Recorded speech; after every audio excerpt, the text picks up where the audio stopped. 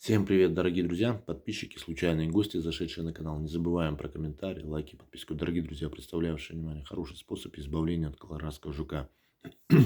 Берем 1,5-литровую бутылку, убираем теплую воду, проделаем здесь 3 дырочки.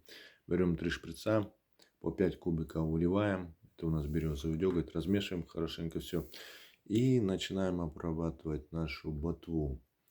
И, в общем, среди химических и натуральных препаратов березовый деготь отлично справляется с поставленной задачей, отпугивает колорадского жука.